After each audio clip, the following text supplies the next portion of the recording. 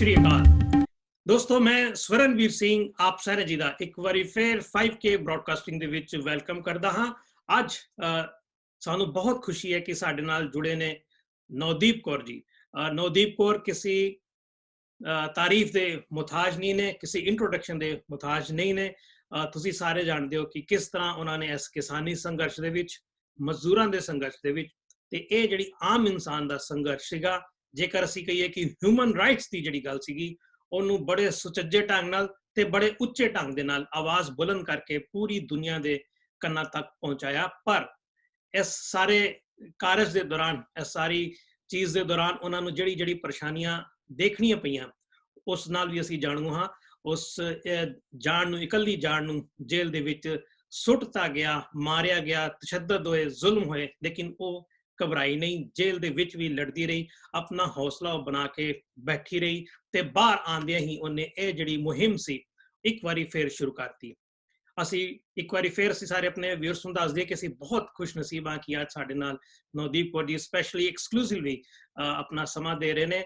ਆਪਣੇ ਜੋ ਉਹਨਾਂ ਦੀ ਹੱਡ ਬੀਤੀ ਹੈ ਉਸ ਬਾਰੇ ਉਹ ਦੱਸਣਗੇ ਤੇ ਅੱਗੇ ਉਹਨਾਂ ਦੇ ਕੀ ਪਲਾਨਸ ਨੇ ਉਸ ਬਾਰੇ ਵੀ ਉਹ ਜ਼ਰੂਰ ਸਾਡੇ ਨਾਲ ਗੱਲ ਕਰਨਗੇ। ਜੀ ਨਵਦੀਪ ਕੌਰ ਜੀ, ਸਭ ਤੋਂ ਪਹਿਲਾਂ ਅਸੀਂ ਤੁਹਾਡਾ ਵੈਲਕਮ ਕਰਨ ਦੇ ਨਾਲ ਨਾਲ ਅਸੀਂ ਤੁਹਾਨੂੰ ਇੱਕ ਵਾਰੀ ਫਿਰ ਪੂਰੀ ਟੀਮ ਵੱਲੋਂ, ਪੂਰੇ ਦਰਸ਼ਕਾਂ ਵੱਲੋਂ ਮੁਬਾਰਕਬਾਦ ਦਿੰਦੇ ਹਾਂ ਕਿ ਤੁਸੀਂ ਆਪਣੀ ਇਸ ਲੜਾਈ ਦੇ ਵਿੱਚ ਹਾਲੇ ਤੱਕ ਜੇਤੂ ਹੋ ਕੇ ਸਾਹਮਣੇ ਆਏ ਹੋ। ਲੇਕਿਨ ਜੋ ਤੁਹਾਡੇ ਤੇ ਜ਼ੁਲਮ ਹੋਇਆ, ਅਸੀਂ ਸਿਰਫ ਆਪਣੇ ਡਰਾਇੰਗ ਰੂਮ ਦੇ ਵਿੱਚ ਬੈਠੇ, ਸਟੂਡੀਓ ਦੇ ਵਿੱਚ ਬੈਠੇ, ਅਸੀਂ ਸਿਰਫ ਉਸ ਚੀਜ਼ ਦਾ ਅਸੀਂ ਖਿਆਲ ਕਰ ਸਕਦੇ ਹਾਂ ਕਿ ਇੱਕ ਲੜਕੀ ਜਿਹਨੂੰ ਪੂਰੇ ਤਰੀਕੇ ਦੇ ਨਾਲ, ਮੈਨੂੰ ਇਹ ਕਹਿੰਦਿਆਂ ਵੀ ਸ਼ਰਮ ਆਉਂਦੀ ਹੈ ਕਿ ਸਮਾਜ ਦਾ ਵੀ ਸਾਥ ਨਹੀਂ ਸੀਗਾ। ਕਿਉਂ ਸਾਡੇ ਸਪੈਸ਼ਲੀ ਸਿੱਖਾਂ ਦੇ ਵਿੱਚ ਹਲੇ ਵੀ ਜਾਤ ਪਾਤ ਜਿਹੜੀ ਚੱਲ ਰਹੀ ਹੈ ਉਸ ਦਾ ਵੀ ਅਸੀਂ ਖੰਡਨ ਕਰਦੇ ਹਾਂ। ਤੁਹਾਨੂੰ ਪੂਰੀ ਤਰੀਕੇ ਨਾਲ ਸਮਾਜ ਦਾ ਸਾਥ ਵੀ ਨਹੀਂ ਸੀਗਾ, ਕਾਨੂੰਨ ਦਾ ਸਾਥ ਵੀ ਨਹੀਂ ਸੀਗਾ, ਤੇ ਬਾਕੀਆਂ ਪੂਰੇ ਤਰੀਕੇ ਨਾਲ ਪੂਰਾ ਸੰਘਰਸ਼ ਜਿਹੜਾ ਚੱਲ ਰਿਹਾ ਵੇ ਉਸ ਤੋਂ ਵੀ ਤੁਹਾਨੂੰ ਪੂਰੀ ਤਰੀਕੇ ਨਾਲ ਸਾਥ ਨਹੀਂ ਸੀ ਮਿਲ ਰਿਹਾ। ਪਰ ਤੁਸੀਂ ਆਪਣੀ ਲੜਾਈ ਲੜੀ ਔਰ ਇਸ ਲੜਾਈ ਤੋਂ ਤੁਸੀਂ ਜੇਤੂ ਹੋ ਕੇ ਆਏ। ਇਸ ਸਾਰੀ ਲੜਾਈ ਦਾ ਅਗਰ ਤੁਸੀਂ ਸ਼ਾਰਟ ਦੇ ਵਿੱਚ ਸਾਨੂੰ ਥੋੜਾ ਜਿਹਾ ਦੱਸ ਸਕੋ। ਜੀ ਸਭ ਤੋਂ ਪਹਿਲਾਂ ਤਾਂ ਮੈਂ ਆਪਦੀ ਜਿੰਨੇ ਵੀ ਲੋਕ ਨੇ ਜਿਨ੍ਹਾਂ ਨੇ ਮੇਰੇ ਲਈ ਆਵਾਜ਼ ਉਠਾਈ, ਉਹਦਾ ਧੰਨਵਾਦ ਕਰਨਾ ਚਾਹਾਂਗੀ। ਤੁਸੀਂ ਮੈਨੂੰ ਬੋਲਣ ਦਾ ਮੌਕੇ ਦਿੱਤਾ, ਤੁਹਾਡਾ ਵੀ ਧੰਨਵਾਦ। ਤੁਹਾਡੀ ਸਾਰੀ ਟੀਮ ਦਾ ਧੰਨਵਾਦ ਕਰਨਾ ਚਾਹਾਂਗੀ। ਮੇਰਾ ਨਾਮ ਨਵਦੀਪ ਕੌਰ ਅਤੇ ਮੈਂ ਮਜ਼ਦੂਰ ਅਧਿਕਾਰ ਸੰਗਠਨ ਦੀ ਇੱਕ ਲੀਡਰ ਹਾਂ। ਤੇ ਲਗਾਤਾਰ ਤੋਂ ਜਿਹੜੀਆਂ ਨਿਊਜ਼ ਆ ਰਹੀਆਂ ਨੇ ਉਹ 'ਚ ਕਾਫੀ ਚੀਜ਼ਾਂ ਲੋਕਾਂ ਨੂੰ ਪਤਾ ਚੱਲ ਵੀ ਗਈਆਂ ਨੇ। ਫਿਰ ਵੀ ਮੈਂ ਥੋੜਾ ਮੋਟਾ ਜਿਹਾ ਦੱਸਣਾ ਚਾਹਵਾਂ ਤਾਂ ਬਚਪਨ ਤੋਂ ਲੈ ਕੇ ਹੁਣ ਤੱਕ ਅਸੀਂ ਸਟਰਗਲ ਦੇਖਿਆ। ਮਤਲਬ ਲਗਾਤਾਰ ਜਿਹੜੇ ਮਜ਼ਦੂਰ ਨੇ ਉਹਨਾਂ ਨੂੰ ਬਿਨਾਂ ਲੜੇ ਕੁਛ ਨਹੀਂ ਮਿਲਦਾ ਹੈਗਾ। ਉਹਦੇ ਵਾਸਤੇ ਸਾਨੂੰ ਲੜਾਈ ਲੜਨੀ ਪੈਂਦੀ, ਸਟਰਗਲ ਕਰਨੀ ਪੈਂਦੀ ਆ, ਜਿਹਦੇ ਵਿੱਚ ਸਾਡੇ ਮਦਰ ਨੇ ਵੀ ਸਟਰਗਲ ਕੀਤੀ। ਰਾਜਵੀਰ ਮੇਰੀ ਵੱਡੀ ਸਿਸਟਰ, ਉਹਨਾਂ ਨੇ ਵੀ ਲਗਾਤਾਰ ਸਟਰਗਲ ਕੀਤੀ ਹੈ। ਉਹਨਾਂ ਸਾਰੀ ਚੀਜ਼ਾਂ ਨੂੰ ਦੇਖਦੇ ਹੋਏ ਲਗਾਤਾਰ ਅਸੀਂ ਵੀ ਅੰਦੋਲਨ ਦਾ ਹਿੱਸਾ ਰਹੇ ਹਾਂ, ਧਰਨੇ ਦਾ ਹਿੱਸਾ ਰਹੇ ਹਾਂ। ਪਰ ਕਿਸਾਨ ਅੰਦੋਲਨ ਵਰਗਾ ਐਡਾ ਵੱਡਾ ਅੰਦੋਲਨ ਅਸੀਂ ਪਹਿਲਾਂ ਕਦੇ ਨਹੀਂ ਸੀ ਦੇਖਿਆ, ਜ਼ਿੰਦਗੀ ਵਿੱਚ ਮੈਂ ਕਦੇ ਨਹੀਂ ਦੇਖਿਆ ਸੀਗਾ। ਤੇ ਲਗਾਤਾਰ ਇਹੋ ਜਿਹੀਆਂ ਆਵਾਜ਼ਾਂ ਅਸੀਂ ਉਠਾਉਂਦੇ ਰਹੇ ਹਾਂ। ਪਰ ਉਸ ਤੋਂ ਪਹਿਲਾਂ ਦਿੱਲੀ ਸੀਗੀ ਮੈਂ, ਦਿੱਲੀ ਤੋਂ ਬਾਅਦ ਜਦੋਂ ਮੈਂ ਇੱਥੇ ਹਰਿਆਣਾ ਦੇ ਵਿੱਚ ਆਈ ਹਾਂ, ਕੁੰਡਲੀ ਦੇ ਵਿੱਚ ਆ ਕੇ ਮੈਂ ਕੰਮ ਕਰਨਾ ਸ਼ੁਰੂ ਕੀਤਾ ਕੰਪਨੀਆਂ ਦੇ ਵਿੱਚ। ਉੱਥੇ ਮੈਂ ਫੇਮ ਕੰਪਨੀ ਵਿੱਚ ਜਦੋਂ ਕੰਮ ਕਰ ਰਹੀ ਸੀ ਤਾਂ ਮੈਂ ਸੰਗਠਨ ਜੁਆਇਨ ਕੀਤਾ ਸੀ, ਮਜ਼ਦੂਰ ਅਧਿਕਾਰ ਸੰਗਠਨ, ਜਿਹੜਾ ਕਿ ਮਜ਼ਦੂਰਾਂ ਦੇ ਅਧਿਕਾਰਾਂ ਦੀ ਗੱਲ ਕਰਦਾ ਹੈ, ਜਿਹੜਾ ਮਜ਼ਦੂਰਾਂ ਦੇ ਹੱਕਾਂ ਦੀ ਲੜਾਈ ਲੜਦਾ ਹੈ। ਤੇ ਉਹ ਸੰਗਠਨ ਦੇ ਜੁਆਇਨ ਕਰਨ ਤੋਂ ਬਾਅਦ ਅਸੀਂ ਲਗਾਤਾਰ ਮਜ਼ਦੂਰਾਂ ਦੇ ਮੁਸ਼ਕਲਾਂ ਤੇ ਕੰਮ ਕਰ ਰਹੇ ਸੀ। 3 ਸਾਲ ਤੋਂ ਲਗਾਤਾਰ ਇਹ ਸੰਗਠਨ ਜਿਹੜਾ ਕੰਮ ਕਰ ਰਿਹਾ, ਜਿਹਦਾ ਅਧਿਕਸ਼ ਸ਼ਿਵ ਕੁਮਾਰ ਹੈਗਾ। ਤੇ ਉਸ ਤੋਂ ਬਾਅਦ ਅਸੀਂ ਦੇਖਿਆ ਕਿ ਲੋਕਡਾਊਨ ਦੇ ਵਿੱਚ ਵੀ ਲੋਕਾਂ ਦਾ ਬੁਰਾ ਹਾਲ ਹੋਇਆ, ਰਾਸ਼ਨ ਨਹੀਂ ਸੀ ਮਿਲ ਰਿਹਾ ਹੈ। ਪੁੱਲ ਦੀ ਡਿਮਾਂਡ ਅਸੀਂ ਉਠਾਈ, ਪੁੱਲ ਨਹੀਂ ਸੀ ਮਤਲਬ ਉੱਥੇ ਹੈ, ਅਜੇ ਵੀ ਹੈ ਨਹੀਂ ਗਾ। ਲੋਕਾਂ ਦੀ ਮੌਤ ਹੋ ਜਾਂਦੀ ਹੈ, ਉਹਨੂੰ ਕੁਛ ਨਹੀਂ ਸੀ ਮਿਲਦਾ। ਤੇ ਉਸ ਤੋਂ ਬਾਅਦ ਜਦੋਂ ਲੋਕਡਾਊਨ ਹੋਇਆ ਹੈ ਤੇ ਲੋਕਾਂ ਨੂੰ ਘਰੇ ਵਾਪਸ ਪਰਤਣਾ ਪਿਆ ਕੰਮ ਛੱਡ ਕੇ। ਜਦੋਂ ਵਾਪਸ ਉਹ ਫੈਕਟਰੀਆਂ ਦੇ ਵਿੱਚ ਆਉਂਦੇ ਆ ਤੇ ਉਹਨੂੰ ਪਛਾਣਨ ਤੋਂ ਇਨਕਾਰ ਕਰ ਦਿੱਤਾ ਜਾਂਦਾ ਹੈ। ਪੈਸੇ ਨਹੀਂ ਦਿੱਤੇ, ਵੇਤਨ ਜਿਹੜਾ ਉਹ ਦਿੱਤਾ ਨਹੀਂ ਜਾਂਦਾ ਹੈਗਾ। ਤੇ ਉਹਨਾਂ ਨੂੰ ਇਹ ਬੋਲਿਆ ਜਾਂਦਾ ਕਿ ਸਾਡੇ ਕੋਲ ਤੁਹਾਡੇ ਪੈਸੇ ਨਹੀਂ ਹੈਗੇ ਆ, ਅਸੀਂ ਤੁਹਾਨੂੰ ਪਛਾਣਦੇ ਨਹੀਂ ਹੈਗੇ ਆ। ਠੇਕੇਦਾਰ ਪੈਸੇ ਲੈ ਕੇ ਭੱਜ ਗਿਆ ਤੇ ਉਹ ਲੋਕਾਂ ਕੋਲ ਕੋਈ ਰਸਤਾ ਨਹੀਂ ਹੈਗਾ ਸੀ। ਲੋਕ ਕਿੱਥੇ ਜਾਂਦੇ? ਉਹਨਾਂ ਕੋਲ ਇੰਨੇ ਪੈਸੇ ਨਹੀਂ ਹੈਗੇ ਕਿ ਉਹ ਵਕੀਲ ਕਰਵਾ ਪਾਉਣ ਜਾਂ ਫਿਰ ਉਹ ਪੁਲਿਸ ਕੋਲ ਜਾਣ, ਕਿ ਪੁਲਿਸ ਦੀ ਗੱਲ ਨਹੀਂ ਹੈਗੀ ਸੁਣਦੀ। ਤੇ ਉਸ ਤੋਂ ਬਾਅਦ ਜਿਹੜਾ ਸਾਡਾ ਸੰਗਠਨ ਹੈ ਉਹ ਲਗਾਤਾਰ ਐਕਟਿਵ ਹੋਇਆ ਹੋਰ ਵੀ ਜ਼ਿਆਦਾ ਤਰੀਕੇ ਨਾਲ, ਕਿਉਂਕਿ ਪਹਿਲਾਂ ਅਸੀਂ ਪਰਚਾ ਹੀ ਜਦੋਂ ਵੰਡਦੇ ਸੀ ਮਜ਼ਦੂਰਾਂ ਦੇ ਵਿੱਚ ਸਾਡੇ ਤੇ ਅਟੈਕ ਕੀਤਾ ਸੀਗਾ ਕੰਪਨੀ ਦੇ ਗੁੰਡਿਆਂ ਵੱਲੋਂ। ਤੇ ਜਦੋਂ ਕਿਸਾਨ ਅੰਦੋਲਨ ਹੁੰਦਾ ਹੈ, ਸੌਰੀ ਮੇਰੀ ਤਬੀਅਤ ਠੀਕ ਨਹੀਂ ਹੈਗੀ, ਜਿਹਦੇ ਕਰਕੇ ਮੈਂ ਕੋਈ ਸਹੀ ਨਹੀਂ, ਤਰੀਕੇ ਮੈਂ ਸਮਝ ਸਕਦਾ ਵਾਂ ਤੁਸੀਂ ਇੰਨੀ ਲੇਟ ਬੈਠੇ ਹੋਏ ਹੋ। ਮੈਂ ਕੋਸ਼ਿਸ਼ ਕਰਾਂਗਾ ਕਿ ਮੈਂ ਜਿੰਨਾ ਮੁਖਤਸਰ ਹੋ ਸਕੇ ਤੁਹਾਡੇ ਨਾਲ ਚੱਲਾਂ ਤੇ ਤੁਸੀਂ ਆਰਾਮ ਕਰਨ, ਤੁਹਾਨੂੰ ਪੂਰਾ ਟਾਈਮ ਮਿਲ ਜਾਵੇ ਤੁਹਾਨੂੰ। ਨਾਲ ਮਤਲਬ ਜਦੋਂ 26 ਨਵੰਬਰ ਨੂੰ ਕਿਸਾਨ ਅੰਦੋਲਨ ਕੀਤਾ ਜਾਂ ਕਿਸਾਨ ਲੱਖਾਂ ਦੀ ਗਿਣਤੀ ਵਿੱਚ ਆ ਕੇ ਜਦੋਂ ਸਿੰਧੂ ਬਾਰਡਰ ਤੇ ਬੈਠਦੇ ਆ, ਤਾਂ ਸਾਡੇ ਵਿੱਚ ਵੀ ਜੋਸ਼ ਆਇਆ, ਮਜ਼ਦੂਰਾਂ ਵਿੱਚ ਵੀ ਜੋਸ਼ ਆਇਆ ਕਿ ਜੇਕਰ ਕਿਸਾਨ ਆ ਕੇ ਆਪਦੀ ਗੱਲ ਰੱਖ ਸਕਦੇ ਆ, ਜੇ ਕਿਸਾਨ ਦੇ ਸਪੋਰਟ ਵਿੱਚ ਅਸੀਂ ਖੜੇ ਆ ਤੇ ਕਿਸਾਨਾਂ ਦੇ ਕਰਕੇ ਹੁਣ ਅਸੀਂ ਵੀ ਕੁੰਡਲੀ ਦੇ ਏਰੀਆ ਦੇ ਵਿੱਚ ਆਪਣੀ ਆਵਾਜ਼ ਉਠਾ ਸਕਦੇ ਆ, ਕਿਉਂਕਿ ਪਹਿਲਾਂ ਸਾਡੇ ਤੇ ਅਟੈਕ ਹੁੰਦੇ ਸੀਗੇ। ਜੀ ਉਦੋਂ ਕਿਸੇ ਦੀ ਇੰਨੀ ਹਿੰਮਤ ਨਹੀਂ ਸੀ ਕਿ ਕੋਈ ਅਟੈਕ ਕਰੇ, ਪਰ ਫਿਰ ਵੀ ਅਸੀਂ ਗਏ ਆ। ਅਸੀਂ ਵੇਤਨ ਲੈਣ ਵਾਸਤੇ ਲਗਾਤਾਰ ਧਰਨੇ ਕੀਤੇ, ਸਾਡੇ ਤੇ ਅਟੈਕ ਵੀ ਹੋਏ, ਗੋਲੀ ਵੀ ਚਲਾਈ ਗਈ, ਪਰ FIR ਨਹੀਂ ਦਰਜ ਹੋਈ। ਕੋਠੀ ਥਾਣੇ ਦੇ ਵਿੱਚ ਅਸੀਂ ਗਏ ਵੀ, ਸਾਡੇ ਤੇ FIR ਕੀਤੀ ਗਈ, ਉਹਨਾਂ ਲੋਕਾਂ ਤੇ FIR ਤੱਕ ਨਹੀਂ ਦਰਜ ਹੋਈ। ਜੀ ਤੇ ਅਸੀਂ ਲਗਾਤਾਰ ਜਿਹੜੀ ਵੇਤਨ ਦੀ ਡਿਮਾਂਡ ਕਰ ਰਹੇ ਸੀ। 300 ਲੋਕਾਂ ਦੇ ਵੇਤਨ ਅਸੀਂ ਦਿਲਾਇਆ ਵੀ, 5 ਲੱਖ ਦੀ ਜਿਹੜੀ ਰਕਮ ਬਣਦੀ ਆ। ਬਹੁਤ ਸਾਰੇ ਲੋਕਾਂ ਦੀ ਜਿਹੜੀ ਲੰਬੀ ਲਿਸਟ ਅਜੇ ਬਾਕੀ ਸੀਗੀ।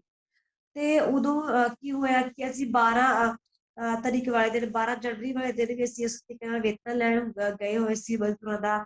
ਜਦੋਂ ਪੁਲਿਸ ਆਉਂਦੀ ਆ ਜਾਂ ਫਿਰ ਉਸ ਤੋਂ ਪਹਿਲਾਂ ਇੱਕਦਮ ਗੁੰਡਿਆਂ ਦੀ ਟੀਮ ਆ ਕੇ ਖੜ ਜਾਂਦੀ ਆ, ਜਿਹੜੀ ਉਸ ਤੋਂ ਬਾਅਦ ਪੁਲਿਸ ਆਉਂਦੀ ਆ, ਇੱਕਦਮ ਲਾਠੀ ਚਾਰਜ ਕਰਦੀ ਆ, ਖਿੱਚ ਕੇ ਲੈ ਕੇ ਜਾਣ ਦੀ ਕੋਸ਼ਿਸ਼ ਕਰਦੀ ਹੈ, ਜਾਂ ਮਾਹੌਲ ਕ੍ਰੀਏਟ ਕਰ ਦਿੱਤਾ ਜਾਂਦਾ ਹੈ ਕਿ ਲੋਕਾਂ ਨੂੰ ਛਡਾਉਣ ਦੇ ਲਈ ਅੱਗੋਂ ਹਮਲਾ ਕਰਨਾ ਪੈਂਦਾ ਹੈ। ਮੈਂ ਇਹ ਨਹੀਂ ਕਹਿੰਦੀ ਕਿ ਹਮਲਾ ਹੋਇਆ ਨਹੀਂ ਹੈਗਾ, ਮਜ਼ਦੂਰਾਂ ਨੇ ਆਪਣੀ ਤਰਫੋਂ ਮਤਲਬ ਬਚਾਅ ਕਰਨ ਦੀ ਕੋਸ਼ਿਸ਼ ਕੀਤੀ ਹੈ, ਕਿਉਂਕਿ ਪੁਲਿਸ ਆਉਂਦੇ ਹੀ ਲਾਠੀ ਚਾਰਜ ਕਰਦੀ ਆ। ਮਹਿਲਾ ਕਾਂਸਟੇਬਲ ਤੋਂ ਬਿਨਾਂ ਆ ਕੇ ਮਹਿਲਾਵਾਂ ਨੂੰ ਜ਼ਬਰਦਸਤੀ ਖਿੱਚ ਕੇ ਧੂ ਕੇ ਲੈ ਕੇ ਜਾਣ ਦੀ ਕੋਸ਼ਿਸ਼ ਕਰੇ, ਤੇ ਲੋਕਾਂ ਨੇ ਛਡਾਉਣ ਦੇ ਲਈ ਉਹ ਸਾਰਾ ਕੁਝ ਕੀਤਾ, ਜਿਹਨੂੰ ਉਹਨਾਂ ਨੇ ਇਹ ਦਿਖਾ ਦਿੱਤਾ ਕਿ ਪੁਲਿਸ ਨੇ ਹਮਲਾ ਕੀਤਾ। ਪਰ ਇੱਕ ਸਵਾਲ ਇਹ ਵੀ ਬਣਦਾ, ਜੇਕਰ ਪੁਲਿਸ ਨੇ ਹਮਲਾ ਕਰਨਾ ਹੁੰਦਾ, ਅਸੀਂ ਥਾਣੇ ਕਿਉਂ ਨਹੀਂ ਜਾਂਦੇ, ਅਸੀਂ ਹੋਰ ਪੁਲਿਸ ਵਾਲੇ ਕੋਲ ਕਿਉਂ ਨਹੀਂ ਜਾਂਦੇ, ਕਿਉਂਕਿ ਸਿੰਧੂ ਬਾਰਡਰ ਤੇ ਤਾਂ ਬਹੁਤ ਪੁਲਿਸ ਖੜੀ ਆ, ਅਸੀਂ ਇੱਕ ਕੰਪਨੀ ਦੇ ਬਾਹਰ ਹੀ ਕਿਉਂ ਜਾਂਦੇ ਆ। ਤਾਂ ਸਿੱਧਾ ਪਤਾ ਲੱਗਦਾ ਤੇ ਪੁਲਿਸ ਉੱਥੇ ਆਈ ਆ, ਖੁਦ ਆਈ ਆ, ਤੇ ਉਹਨਾਂ ਨੇ ਮਾਹੌਲ ਇਹੋ ਜਿਹਾ ਕ੍ਰੀਏਟ ਕੀਤਾ। ਤੇ ਉਸ ਤੋਂ ਬਾਅਦ ਅਰੈਸਟਿੰਗ ਹੁੰਦੀ ਆ, ਅਰੈਸਟਿੰਗ ਤੋਂ ਬਾਅਦ ਉਹ ਲਗਾਤਾਰ ਟੌਰਚਰ ਕਰਦੇ ਆ, ਦੋ ਥਾਣੇ ਦੇ ਵਿੱਚ ਜਾਂ ਸੁਨਸਾਨ ਰਸਤੇ ਤੇ ਖੜੇ ਕਰਕੇ ਵੀ, ਫਿਰ ਬਿਨਾਂ ਮੈਡੀਕਲ ਕੀਤੇ ਹੋਏ ਜੇਲ੍ਹ ਵਿੱਚ ਪਾ ਦਿੰਦੇ ਨੇ। ਉੱਥੇ ਵੀ ਮੈਡੀਕਲ ਨਹੀਂ ਹੁੰਦਾ। ਮਤਲਬ ਘਰਦਿਆਂ ਨਾਲ ਗੱਲ ਕਰਨ ਤੋਂ ਬਾਅਦ, ਕੋਰਟ ਦੇ ਆਰਡਰ ਲੈਣ ਤੋਂ ਬਾਅਦ 14 ਦਿਨ ਬਾਅਦ ਜਾ ਕੇ ਮੈਡੀਕਲ ਹੁੰਦਾ ਹੈ। ਮਤਲਬ ਇੰਨਾ ਜ਼ਿਆਦਾ ਹਿਰਾਸਮੈਂਟ ਹੈਗੀ ਜਿਹੜੀ। ਤੁਹਾਡੇ, ਮੈਂ ਅਗਰ ਨਦੀ ਕੋਲ ਮੈਨੂੰ ਪੁੱਛਦਿਆਂ ਵੀ ਝਿਜਕ ਆਉਂਦੀ ਹੈ, ਲੇਕਿਨ ਕਿਉਂਕਿ ਇਸ ਮਾਮਲਾ ਐਸਾ ਵੇ ਕਿ ਅਗਰ ਆਪਣੀ ਧੀਆਂ ਦੇ ਬਾਰੇ, ਆਪਣੀ ਭੈਣਾਂ ਦੇ ਬਾਰੇ, ਆਪਣੇ ਜਿਹੜੇ ਸਾਥੀ ਨੇ, ਅਗਰ ਅਸੀਂ ਉਹਨਾਂ ਬਾਰੇ, ਉਹਨਾਂ ਦੀ ਹੱਕ ਬਾਰੇ ਆਵਾਜ਼ ਨਾ ਚੁੱਕੀ, ਜਾਂ ਉਹਨਾਂ ਤੇ ਹੋਏ ਜ਼ੁਲਮ ਨੂੰ ਅਗਰ ਅਸੀਂ ਦੁਨੀਆ ਦੇ ਸਾਹਮਣੇ ਨਾ ਰੱਖਿਆ, ਤਾਂ ਉਹ ਵੀ ਗਲਤ ਹੈ। ਤੁਹਾਨੂੰ ਉਹ ਪੁਲਿਸ ਬਾਰ-ਬਾਰ ਕਹਿੰਦੀ ਹੈ ਕਿ ਉਹਨਾਂ ਨੇ ਸੈਕਸ਼ੂਅਲੀ ਅਸੌਲਟ ਨਹੀਂ ਕੀਤਾ, ਜਾਂ ਤੁਹਾਡੇ ਜਿਹੜੇ ਪ੍ਰਾਈਵੇਟ ਪਾਰਟਸ ਨੇ ਉਸ ਤੇ ਉਹਨਾਂ ਨੇ ਅਟੈਕ ਨਹੀਂ ਕੀਤਾ, ਉਹ ਝੂਠ ਹੈ। ਤੇ ਉਸ ਦੇ ਬਾਰੇ ਦੱਸੋ। ਤੇ ਉਹਨਾਂ ਨੇ ਤੁਹਾਡੀ ਕਿਉਂਕਿ ਮੈਡੀਕਲ ਰਿਪੋਰਟ ਵੀ ਨਹੀਂ ਹੋਣ ਦਿੱਤੀ ਸੀ, ਤੇ ਕੀ ਉਹ ਆਪਣੇ ਤੇ ਪਰਦਾ ਪਾਉਣ ਵਾਸਤੇ ਸੀ, ਜਾਂ ਉਹ ਤੁਹਾਡੇ ਤੇ ਕੁਝ ਹੋਰ ਰੀਜ਼ਨ ਸੀਗੇ ਉਸ ਚੀਜ਼ ਦੇ? ਤੁਹਾਡੇ ਤੇ ਹਮਲਾ ਹੋਇਆ ਸੀਗਾ, ਤੁਹਾਡੇ ਤੇ ਜਿਹੜਾ ਸੈਕਸ਼ੂਅਲ ਅਸਾਲਟ? ਬਿਲਕੁਲ ਜੀ, ਉਹ ਤਾਂ ਬਿਲਕੁਲ ਆਪਣੇ ਆਪ ਨੂੰ ਬਚਾਉਣ ਦੇ ਲਈ, ਪਰਦਾ ਪਾਉਣ ਦੇ ਲਈ ਉਹਨਾਂ ਨੇ ਝੂਠ ਬੋਲਿਆ ਹੈ। ਕਿਉਂਕਿ ਜਦੋਂ ਮੈਨੂੰ ਜੇਲ੍ਹ ਦੇ ਵਿੱਚ ਲਿਜਾਣ ਤੋਂ ਪਹਿਲਾਂ ਤਾਂ ਮੇਰਾ ਮੈਡੀਕਲ ਹੀ ਨਹੀਂ ਸੀ ਹੋਇਆ। ਉਹਨੇ ਨਾਰਮਲ ਮੈਡੀਕਲ ਦਿਖਾਇਆ, ਜਾਂ ਫਿਰ ਉਹਨਾਂ ਨੇ ਇਹ ਦਿਖਾਇਆ ਕਿ ਮੈਂ ਮਨਾ ਕਰ ਦਿੱਤਾ ਸੀਗਾ, ਜਿਹੜਾ ਨਿਊਜ਼ ਵਿੱਚ ਆ ਰਿਹਾ ਹੈ। ਸ਼ਿਵ ਕੁਮਾਰ ਦਾ ਮੈਡੀਕਲ ਵੀ ਨਹੀਂ ਸੀ ਉਹਨਾਂ ਨੇ ਬਣਵਾਇਆ, ਕਿ ਉਹ ਤਾਂ ਨਾਰਮਲ ਆਇਆ। ਹਾਲਾਂਕਿ ਉਹ ਜੀ ਸ਼ਿਵ ਕੁਮਾਰ ਬਾਹਰ ਆਇਆ ਤੇ ਹੁਣ ਪਤਾ ਲੱਗਿਆ ਕਿ ਉਹ ਤਾਂ ਬਹੁਤ ਜ਼ਿਆਦਾ ਸੀਰੀਅਸ ਹਾਲਤ ਵਿੱਚ ਆ। ਮਤਲਬ ਉਹਨਾਂ ਨੇ ਪਰਦਾ ਪਾਉਣ ਦੇ ਲਈ ਇਹ ਸਾਰੀਆਂ ਗੱਲਾਂ ਕੀਤੀਆਂ। ਪਰ ਹਾਲਾਂਕਿ ਇਹ ਸਭ ਕੁਝ ਹੋਇਆ, ਟੌਰਚਰ ਬਹੁਤ ਜ਼ਿਆਦਾ ਹੋਇਆ ਹੈ। ਮਤਲਬ ਉਸ ਇੱਕ ਨਾਲ ਹਮਲਾ ਵੀ ਕੀਤਾ ਗਿਆ, ਪ੍ਰਾਈਵੇਟ ਪਾਰਟ ਤੇ ਵੀ ਉਹਨਾਂ ਨੇ ਪਤਾ ਹਮਲਾ ਕੀਤਾ, ਤੇ ਇਹ ਸਾਰਾ ਕੁਝ ਝੂਠ ਬੋਲਿਆ ਕਿ ਅਸੀਂ ਤਾਂ ਕੁਝ ਕੀਤਾ ਹੀ ਨਹੀਂ ਹੈਗਾ। ਬਹੁਤ। ਤੇ ਦੁਬਾਰਾ ਤੋਂ ਜਦੋਂ 14 ਦਿਨ ਬਾਅਦ ਮੈਡੀਕਲ ਹੁੰਦਾ ਹੈ, ਫਿਰ ਉਹ ਨਿਸ਼ਾਨ ਮੇਰੇ ਬੋਡੀ ਤੋਂ ਕਿਵੇਂ ਆ ਜਾਂਦੇ ਨੇ? ਤਾਂ ਮਤਲਬ ਇੱਕ ਸਵਾਲ ਵੀ ਹੈ, ਤੇ ਪਹਿਲਾਂ ਨਾਰਮਲ ਕਿਉਂ ਹੁੰਦਾ ਮੈਡੀਕਲ, ਤੇ ਬਾਅਦ ਵਿੱਚ ਉਹ ਨਿਸ਼ਾਨ ਕਿਵੇਂ ਬਣ ਜਾਂਦੇ ਨੇ? ਤਾਂ ਉਹੀ ਹੈ ਕਿ ਉਹ ਪਰਦਾ ਪਾਉਣ ਦੇ ਲਈ ਉਹਨਾਂ ਨੇ ਝੂਠ ਬੋਲਿਆ ਹੈ ਸਾਰਾ ਕੁਝ। ਫਿਰ ਉਸ ਤੋਂ ਬਾਅਦ ਹੀ ਮਤਲਬ ਜੇਲ੍ਹ ਦੇ ਵਿੱਚ ਵੀ ਕਿਤਾਬਾਂ ਨਹੀਂ ਜਾਣ ਦੇ ਰਹੇ ਸੀਗੇ, ਕੋਈ ਪੈਨ ਕਾਪੀ ਨਹੀਂ ਅਲਾਉਡ ਕਰ ਰਹੇ ਸੀਗੇ, ਕਿਉਂਕਿ ਕੋਈ ਐਪਲੀਕੇਸ਼ਨ ਵਗੈਰਾ ਵੀ ਨਾ ਬਾਹਰ ਭੇਜ ਦਿੱਤੀ ਜਾਵੇ, ਇਹੋ ਜਿਹਾ ਕੁਛ ਜਿਹੜਾ ਉਹਨਾਂ ਨੇ ਕੀਤਾ ਹੈ। ਹਾਲਾਂਕਿ ਉਹ ਅਲਾਉਡ ਹੁੰਦੀਆਂ ਨੇ ਕਿਤਾਬਾਂ, ਆਪਾਂ ਮੰਗਵਾ ਸਕਦੇ ਹਾਂ, ਪਰ ਉਹ ਵੀ ਅਲਾਉਡ ਨਹੀਂ ਹੈਗੀਆਂ ਸੀਗੀਆਂ। ਵਕੀਲ ਦੇ ਨਾਲ ਹੀ ਸੀ ਬਿੱਲ ਪਾਈ। ਪਹਿਲਾਂ ਤਾਂ ਪ੍ਰੈਸ਼ਰ ਬਹੁਤ ਜ਼ਿਆਦਾ ਹੋਣ ਕਰਕੇ, ਪਹਿਲਾਂ ਤਾਂ ਘਰਦਿਆਂ ਨਾਲ ਮਿਲੀ ਹੈ, ਫਿਰ ਉਸ ਤੋਂ ਬਾਅਦ ਕਿੰਨਾ ਗੱਲਬਾਤ ਹੋਈ ਆ। ਬਹੁਤ ਜ਼ਿਆਦਾ ਪ੍ਰੈਸ਼ਰ ਹੋਣ ਕਰਕੇ ਮੈਨੂੰ ਬੇਲ ਮਿਲੀ ਹੈ, ਵਰਨਾ ਬੇਲ ਵੀ ਨਾ ਮਿਲਦੀ ਮੈਨੂੰ ਤਾਂ। ਮਤਲਬ ਇੰਨੇ ਜ਼ਿਆਦਾ ਉਹਨਾਂ ਨੇ ਧਾਰਾਵਾਂ ਲਗਾਈਆਂ ਸੀ, 307 ਵਰਗੀਆਂ ਹਾਫ ਮਰਡਰ ਲਗਾਤਾ। ਮਤਲਬ ਕਿਹੜੀ ਕਿਹੜੀ ਧਾਰਾ ਲੱਗੀ ਸੀ ਤੁਹਾਡੇ ਤੇ? 307 ਤੁਸੀਂ ਕਹਿ ਰਹੇ ਲਗਾਈ ਉਹਨਾਂ ਨੇ? 307 ਹਾਫ ਮਰਡਰ ਦੀ ਹੈ, ਇੱਕ ਸਨੈਚਿੰਗ ਦੀ ਹੈ, ਵੀ ਕੁਛ ਜਿਹੜੇ ਹਥਿਆਰ ਵਗੈਰਾ ਕੁਛ ਛੀਨ ਲਿਆ ਹੈ ਪੁਲਿਸ ਤੋਂ, ਇੱਕ ਜਬਰ ਵਸੂਲੀ ਲਗਾਤਾ, ਜਿਹੜੇ ਅਸੀਂ ਤਾਂ ਵੇਤਨ ਦੀ ਮੰਗ ਕਰ ਰਹੇ ਸੀ ਉਹਨੂੰ ਜਬਰ ਵਸੂਲੀ ਦਿਖਾ ਦਿੱਤਾ ਗਿਆ, ਜਾਂ ਫਿਰ ਹੋਰ ਵੀ ਛੋਟੀ ਛੋਟੀ ਧਾਰਾਵਾਂ ਹੋਰ ਵੀ ਲਗਾਈਆਂ ਗਈਆਂ ਨੇ। ਮਤਲਬ ਇਹ ਮੇਨ ਇਹ 3 ਧਾਰਾਵਾਂ ਲਗਾਈਆਂ ਗਈਆਂ ਸੀਗੀਆਂ, ਤੇ ਹੁਣ ਵੀ ਸਿਰਫ ਬੇਲ ਮਿਲੀ ਆ, ਕੋਈ ਛੁਟਕਾਰਾ ਨਹੀਂ ਮਿਲ ਗਿਆ, ਹੁਣ ਵੀ ਸਾਡੀ ਡਿਮਾਂਡਸ ਜਿਹੜੀਆਂ ਪੂਰੀਆਂ ਨਹੀਂ ਹੋਈਆਂ ਹੈਗੀਆਂ। ਇਹ ਗੱਲ ਬੜੀ ਜ਼ਰੂਰੀ ਹੈ। ਮੈਂ ਆਪਣੇ ਸਾਰੇ ਵਿਊਅਰਸ ਨੂੰ ਇੱਥੇ ਦੱਸਣਾ ਚਾਹਾਂਗਾ ਕਿ ਹਲੇ ਵੀ ਇਹਨਾਂ ਨੂੰ ਸਿਰਫ ਬੇਲ ਮਿਲੀ ਹੈ, ਸਾਰੇ ਜੀ ਕੇਸ ਇਹਨਾਂ ਤੇ ਉਸੇ ਤਰੀਕੇ ਨਾਲ ਬਣੇ ਹੋਏ ਨੇ। ਹਲੇ ਵੀ ਜਿਹੜਾ ਉਹ ਡਰ ਹੈ ਕਿ ਇਹਨਾਂ ਨੂੰ ਕਿਸੇ ਵੇਲੇ ਵੀ ਉਹ ਚੱਕ ਕੇ ਲੈ ਕੇ ਜਾ ਸਕਦੇ ਨੇ, ਉਹ ਹਲੇ ਵੀ ਬਣਿਆ ਹੋਇਆ ਵੇ। ਤੇ ਹਲੇ ਵੀ ਸਾਡੀ ਲੜਾਈ ਜਿਹੜੀ ਹੈਗੀ ਹੈ ਆਪਣੀ ਇਸ ਬੇਟੀ ਵਾਸਤੇ ਖਤਮ ਨਹੀਂ ਹੋਈ। ਸਾਨੂੰ ਹਲੇ ਵੀ ਲੜਨਾ ਪਏਗਾ ਜਦ ਤੱਕ ਇਸ ਤੋਂ ਇਹ ਬਿਲਕੁਲ ਸਾਫ਼ ਸੁਥਰੀ ਬਰੀ ਨਹੀਂ ਹੋ ਜਾਂਦੀ ਜੀ। ਮਤਲਬ ਇੱਕ ਤਾਂ ਉਹਨਾਂ ਨੇ ਇਹ ਕਿਹਾ ਕਿ ਨੌਦੀਪ ਕੌਰ ਸ਼ਿਵ ਕੁਮਾਰ 40-50 ਅਦਰ, ਕਿਸੇ ਧਾਰਾ ਦੇ ਵਿੱਚ ਇਹ ਕਿਹਾ ਨੌਦੀਪ ਕੌਰ ਸ਼ਿਵ ਕੁਮਾਰ 30-40 ਅਦਰ, ਮਤਲਬ ਉਸ ਦੇ ਨਾਲ ਹੋਰ ਵੀ ਲੋਕਾਂ ਨੂੰ ਫਸਾਉਣ ਦੀ ਕੋਸ਼ਿਸ਼ ਕੀਤੀ ਜਾ ਰਹੀ ਆ। ਮਤਲਬ ਕੋਈ ਵੀ ਫੜ ਲਿਆ ਗਿਆ ਤਾਂ ਉਹ ਉਸ ਕੇਸ ਦੇ ਵਿੱਚ ਉਹਨਾਂ ਨੂੰ ਜੋੜ ਦਿੱਤਾ ਜਾਊਗਾ। ਮਤਲਬ ਹਜੇ ਵੀ ਜਿਹੜਾ ਖਤਰਾ ਹੈਗਾ, ਜਿੰਨੇ ਵੀ ਸਾਡੇ ਸੰਗਠਨ ਦੇ ਲੋਕ ਨੇ ਉਹਨਾਂ ਸਾਰਿਆਂ ਨੂੰ ਫਸਾਉਣ ਦੀ ਕੋਸ਼ਿਸ਼ ਕੀਤੀ ਜਾ ਰਹੀ ਆ, ਜਾਂ ਫਿਰ ਸਾਡੀਆਂ ਡਿਮਾਂਡਸ ਨੇ ਜਿਹੜੀਆਂ ਲੇਬਰ ਲਾਸ ਨੂੰ ਲੈ ਕੇ ਹੈਗੀਆਂ, ਨਿਊਨਤਮ ਵੇਤਨ ਨੂੰ ਲੈ ਕੇ ਹੈਗੀਆਂ, ਜਾਂ ਫਿਰ ਲੋਕਡਾਊਨ ਦਾ ਪੈਸਾ ਜਿਹੜਾ ਵੇਤਨ ਰੁਕਿਆ ਹੋਇਆ ਉਹਨੂੰ ਲੈ ਕੇ ਹੈਗੀਆਂ, ਉਹ ਤਾਂ ਅੱਜ ਵੀ ਲਿਸਟ ਲੰਬੀ ਪਈ ਆ, ਜਿਹਨਾਂ ਦੇ ਪੈਸੇ ਹਜੇ ਤੱਕ ਵੇਤਨ ਮਿਲਿਆ ਨਹੀਂ ਹੈਗਾ, ਤਾਂ ਉਹ ਵੀ ਹਜੇ ਤੱਕ ਮਤਲਬ ਡਿਮਾਂਡ ਸਾਡੀ ਪੂਰੀ ਨਹੀਂ ਹੋਈ। ਕਿਸਾਨਾਂ ਦੇ ਸਮਰਥਨ ਵਿੱਚ ਅਸੀਂ ਬੈਠੇ ਸੀਗੇ ਕਿ ਕਾਲੇ ਕਾਨੂੰਨ ਆ ਤਾਂ ਗਏ, ਕਿ ਉਹ ਕਾਲੇ ਕਾਨੂੰਨ ਵਾਪਸ ਲੈ ਗਏ ਨੇ ਕਿ ਨਹੀਂ ਲੈ ਗਏ, ਉਹਦੀ ਲੜਾਈ ਵੀ ਅਸੀਂ ਉਹਨਾਂ ਟਾਈਮ ਜਾਰੀ ਰੱਖਾਂਗੇ ਜਦੋਂ ਤੱਕ ਵਾਪਸ ਲੈਣ ਜਾਂਦੇ, ਕਿਉਂਕਿ ਸਰਕਾਰ ਆ ਜਿਹੜੀ ਇਹ ਕਹਿ ਰਹੀ ਅਸੀਂ ਕੁਝ ਬਦਲਾਵ ਕਰ ਦਾਂਗੇ, ਪਰ ਅਸੀਂ ਬਦਲਾਵ ਨਾਲ ਸਹਿਮਤ ਨਹੀਂ ਹੈਗੇ, ਜਾਂ ਅਸੀਂ ਉਹ ਸਰਕਾਰ ਦੀ ਚੁੱਪੀ ਨਾਲ ਸਹਿਮਤ ਨਹੀਂ ਹੈਗੇ। ਅਸੀਂ ਬਿਲਕੁਲ ਰੱਦ ਕਰਵਾਉਣਾ ਚਾਹੁੰਦੇ ਹਾਂ, ਜਾਂ ਲੇਬਰ ਲਾਸ ਨਏ ਲੈ ਕੇ ਆਏ ਜਾ ਰਹੇ, ਜਿਹਦੇ ਵਿੱਚ 8 ਘੰਟੇ ਦਾ ਟਾਈਮ 12 ਘੰਟੇ ਕਰ ਦਿੱਤਾ ਗਿਆ। ਅਸੀਂ ਯੂਨੀਅਨ ਨਹੀਂ ਬਣਾ ਸਕਦੇ ਹੈਗੇ, ਕਦੋਂ ਵੀ ਫੈਕਟਰੀ ਮਾਲਿਕ ਬਾਹਰ ਕੱਢ ਸਕਦਾ, ਮਹਿਲਾ ਪੁਰਸ਼ ਦਾ ਵੇਤਨ ਬਰਾਬਰ ਨਹੀਂ ਹੈਗਾ, ਉਹ ਸਾਰੀਆਂ ਚੀਜ਼ਾਂ ਨੂੰ ਦੇਖਦੇ ਹੋਏ ਸਟਰਗਲ ਕਰ ਰਹੇ ਆ। ਫਿਊਚਰ ਦੇ ਵਿੱਚ ਵੀ ਇਹੀ ਹੈ ਕਿ ਅਸੀਂ ਲੋਕਾਂ ਲਈ ਲੜਾਈ ਲੜੀਏ, ਕਿਉਂਕਿ ਜਿਨ੍ਹਾਂ ਲੋਕਾਂ ਨੇ ਇੰਨੀ ਆਵਾਜ਼ ਉਠਾਈ ਆ, ਜਿਹਦੇ ਕਰਕੇ ਮੈਂ ਬਾਹਰ ਆਈ ਆ, ਤੇ ਹੁਣ ਆਉਣ ਵਾਲੇ ਟਾਈਮ ਦੇ ਵਿੱਚ ਵੀ ਉਹਨਾਂ ਲੋਕਾਂ ਲਈ ਹੀ ਕੰਮ ਕਰੂੰਗੀ ਮੈਂ। ਬਾਕੀ ਹੋਰ ਕੋਈ ਪੋਲਿਟਿਕਸ ਵਿੱਚ ਇਹੋ ਜਿਹੀ ਪੋਲਿਟਿਕਸ ਵਿੱਚ ਜਾਣ ਦਾ ਬਿਲਕੁਲ ਮੇਰਾ ਮਨ ਨਹੀਂ ਹੈਗਾ, ਜਿਹੜੀ ਲੋਕਾਂ ਨਾਲ ਵਾਅਦੇ ਕਰਕੇ ਉਸ ਤੋਂ ਬਾਅਦ ਝੂਠ ਬੋਲਦੀ ਹੈ ਤੇ ਲੋਕਾਂ ਦੀਆਂ ਨਜ਼ਰਾਂ ਦੇ ਵਿੱਚ ਉਹ ਗਲਤ ਹੋ ਜਾਂਦੀ ਹੈ। ਇਹੋ ਜਿਹੀ ਪੋਲਿਟਿਕਸ ਨੂੰ ਅਸੀਂ ਕਦੇ ਸਪੋਰਟ ਨਹੀਂ ਕਰਦੇ। ਰਾਜਨੀਤਿਕ ਚੇਤਨਾ ਸਭ ਦੀ ਹੁੰਦੀ ਆ, ਮੇਰੀ ਵੀ ਇੱਕ ਹੈਗੀ ਆ, ਜਿਹਦੇ ਵਿੱਚ ਅਸੀਂ ਕਿਸਾਨ ਮਜ਼ਦੂਰ ਨੂੰ ਇੱਕ ਕਰਨਾ ਚਾਹੁੰਦੇ ਹਾਂ, ਜਿਹਦੇ ਵਿੱਚ ਜਾਤ ਧਰਮ ਨੂੰ ਅਸੀਂ ਬਿਲਕੁਲ ਦੂਰ ਕਰਨਾ ਚਾਹੁੰਦੇ ਹਾਂ, ਜਿਹਦੇ ਵਿੱਚ ਇਹੋ ਜਿਹਾ ਸਮਾਜ ਬਣੇ ਜਿਹਦੇ ਵਿੱਚ ਹਰ ਇੱਕ ਇਨਸਾਨ ਨੂੰ ਹੱਕ ਹੋਵੇ ਆਪਣਾ ਬੋਲਣ ਦਾ, ਹਰ ਇੱਕ ਇਨਸਾਨ ਨੂੰ ਰਾਈਟ ਹੋਵੇ ਜਿਹੜਾ ਕਿ ਉਹ ਆਜ਼ਾਦੀ ਲੈ ਸਕੇ, ਹਰ ਇੱਕ ਇਨਸਾਨ ਦੇ ਕੋਲ ਜਿਹੜੀ ਜਾਇਦਾਦ ਬਰਾਬਰ ਹੋਵੇ, ਜਾਂ ਫਿਰ ਹਰ ਇੱਕ ਇਨਸਾਨ ਆ ਜਿਹੜਾ ਆਪਣੇ ਤਰੀਕੇ ਨਾਲ ਜਿਉ ਸਕੇ, ਉਹਨੂੰ ਆਜ਼ਾਦੀ ਹੋਵੇ। ਤੇ ਇਹੋ ਜਿਹਾ ਸਮਾਜ ਅਸੀਂ ਵੀ ਬਣਾਉਣਾ ਚਾਹੁੰਦੇ ਹਾਂ। ਪਰ ਜਿਹੜੀ ਅੱਜ ਦੀ ਪੋਲਿਟਿਕਸ ਆ, ਅੱਜ ਦੀ ਰਾਜਨੀਤੀ ਆ, ਉਹ ਮਤਲਬ ਰਾਜ ਕਰੋ ਤੇ ਪਾੜੋ ਕੁਝ ਚੱਲ ਰਹੀ ਹੈ, ਜਿਹਨੂੰ ਅਸੀਂ ਸਪੋਰਟ ਨਹੀਂ ਕਰਦੇ ਹੈਗੇ ਜੀ। ਇਹ ਕੀ ਕਿਸਾਨ ਜਿਹੜੇ ਲੀਡਰ ਨੇ ਇਹ ਜੀ। ਸਾਰੇ ਜਦੋਂ ਤੁਸੀਂ ਸੰਘਰਸ਼ ਕਰ ਰਹੇ ਸੀਗੇ, ਉਹਨਾਂ ਵੱਲੋਂ ਤੁਹਾਨੂੰ ਪੂਰੀ ਸਪੋਰਟ ਮਿਲੀ ਕਿ ਇਹ ਜਿਹੜੀ ਲੜਾਈ ਸੀ ਮਤਲਬ ਇਹ ਮਜ਼ਦੂਰ ਸੰਘ ਤੇ ਕਿਸਾਨ ਯੂਨੀਅਨ ਵਿੱਚ ਵੰਡੀ ਗਈ? ਜੀ ਸ਼ੁਰੂ ਦੇ ਵਿੱਚ ਤਾਂ ਜ਼ਿਆਦਾ ਆਵਾਜ਼ ਨਹੀਂ ਉਠਾਈ ਜਾ ਰਹੀ ਸੀ, ਕਿਉਂਕਿ ਉਹਨਾਂ ਵੱਲੋਂ ਇਹ ਵੀ ਕਹਿ ਦਿੱਤਾ ਗਿਆ ਸੀ ਕਿ ਅਸੀਂ ਜਾਂਚ ਕਰਾਂਗੇ, ਜਾਂ ਫਿਰ ਅਸੀਂ ਤੁਹਾਨੂੰ ਪਤਾ ਨਹੀਂ, ਕਿਉਂਕਿ ਕਿਸਾਨਾਂ ਦੇ ਵਿੱਚ ਵੀ ਇਹ ਸੀਗਾ ਕਿ ਕਾਫੀ ਜ਼ਿਆਦਾ ਮਤਲਬ ਕੰਮ ਸੀਗਾ, 26 ਜਨਵਰੀ ਲੈ ਕੇ ਤਿਆਰੀਆਂ ਚੱਲ ਰਹੀਆਂ ਸੀ ਲਗਾਤਾਰ, ਜਾਂ ਪ੍ਰੈਸ਼ਰ ਸੀਗਾ ਕਿ ਉਹ ਇੰਨੇ ਲੱਖਾਂ ਲੋਕਾਂ ਨੂੰ ਸੰਭਾਲਣਾ ਕੋਈ ਆਸਾਨ ਗੱਲ ਨਹੀਂ ਹੈਗੀ। ਤਿਆਰੀਆਂ ਵਿੱਚ ਲੱਗੇ ਹੋਏ ਸੀਗੇ। ਮਜ਼ਦੂਰ ਸੰਗਠਨ ਦੇ ਨਾਲ ਸਾਡੀ ਕੋਈ ਜ਼ਿਆਦਾ ਲਿੰਕ ਨਹੀਂ ਹੈਗਾ ਸੀਗਾ, ਤੇ ਕੁਛ ਇਹੋ ਜਿਹਾ ਮੀਡੀਆ ਸੀ ਜਿਹਨਾਂ ਨੇ ਸਾਨੂੰ ਪਹਿਲਾਂ ਵੀ ਕਵਰ ਕੀਤਾ ਸੀਗਾ, ਪਹਿਲਾਂ ਵੀ ਸਾਡੀ ਆਵਾਜ਼ ਉਠਾਈ, ਜਦੋਂ ਗੋਲੀ ਚੱਲੀ ਹੈ ਉਸ ਟਾਈਮ ਵੀ ਕਾਫੀ ਲੋਕਾਂ ਨੇ ਕਵਰ ਕੀਤਾ, ਮਨਦੀਪ ਪੁੜੀਆ ਜੀ ਨੇ ਵੀ ਕਾਫੀ ਕਵਰ ਕੀਤਾ ਸੀ। ਇਹਨਾਂ ਲੋਕਾਂ ਨੇ ਪਹਿਲਾਂ ਆਵਾਜ਼ ਉਠਾਈ, ਹੌਲੀ ਹੌਲੀ ਉਹ ਵੱਧਦੀ ਗਈ, ਫਿਰ ਕਿਸਾਨਾਂ ਵੱਲੋਂ ਮਜ਼ਦੂਰਾਂ ਵੱਲੋਂ ਸਪੋਰਟ ਹੋਇਆ, ਦੇਸ਼ ਵਿੱਚੋਂ ਸਪੋਰਟ ਹੋਇਆ, ਬਾਹਰਲੇ ਦੇਸ਼ਾਂ ਵਿੱਚੋਂ ਵੀ ਸਪੋਰਟ ਹੋਇਆ, ਫਿਰ ਹੌਲੀ ਹੌਲੀ ਜਾ ਕੇ ਇੰਨਾ ਜ਼ਿਆਦਾ ਹਾਈਲਾਈਟ ਹੋ ਗਿਆ ਇਹ ਮਾਮਲਾ ਕਿ ਬੇਲ ਜਿਹੜੀ ਜਲਦੀ ਮਿਲ ਪਾਈ।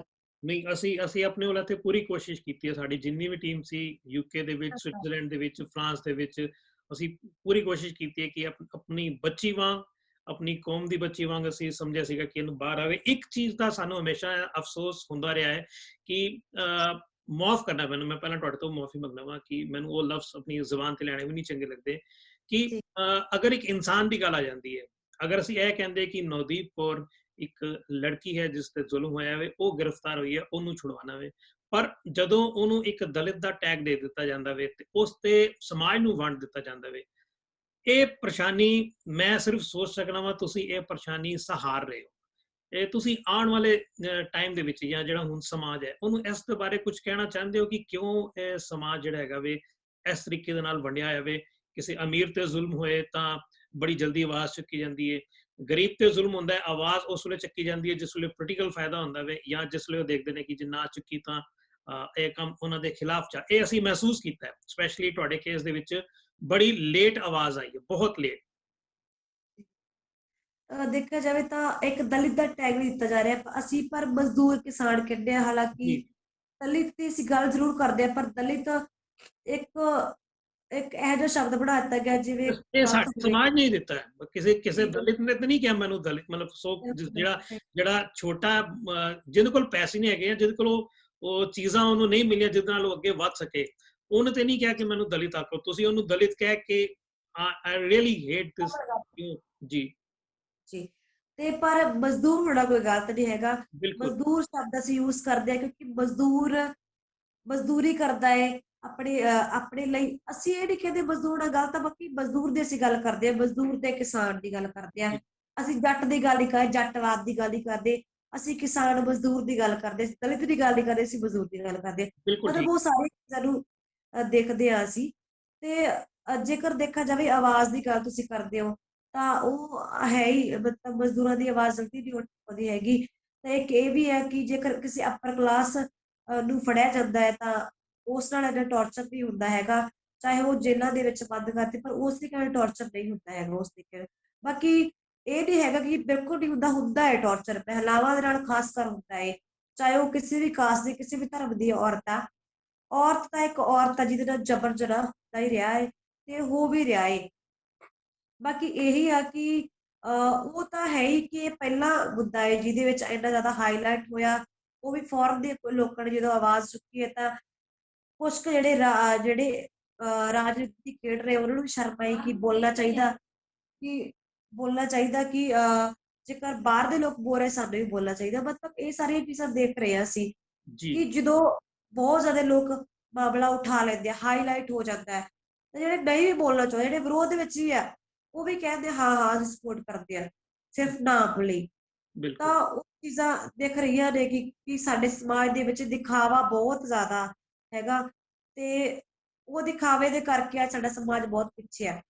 ਦੇਖਿਆ ਜਾਵੇ ਸਿਰਫ ਮੈਂ ਆਪਣੇ ਮਾਮਲੇ ਦੀ ਗੱਲ ਨਹੀਂ ਕਰਦੀ ਹੈਗੀ, ਬਹੁਤ ਲੋਕ ਨੇ ਜਿਨ੍ਹਾਂ ਨੇ ਮੇਰੇ ਤੋਂ ਵੀ ਜ਼ਿਆਦਾ ਲੜਾਈ ਲੜੀ ਆ, ਜਿਨ੍ਹਾਂ ਨੇ ਸਾਰੀ ਉਮਰ ਹੋ ਗਈ ਲੜਾਈ ਲੜਦਿਆਂ ਨੂੰ, ਉਹਨਾਂ ਤੇ UAPA ਲੱਗੀ ਆ, NSA ਲੱਗਿਆ, ਪਰ ਉਹ ਅੱਜ ਵੀ ਜੇਲ੍ਹ ਦੇ ਵਿੱਚ ਆ। ਕਿਸਾਨਾਂ ਨੂੰ ਫੜਿਆ ਗਿਆ 26 ਜਨਵਰੀ ਨੂੰ, ਉਹ ਵੀ ਜੇਲ੍ਹ ਦੇ ਵਿੱਚ ਆ।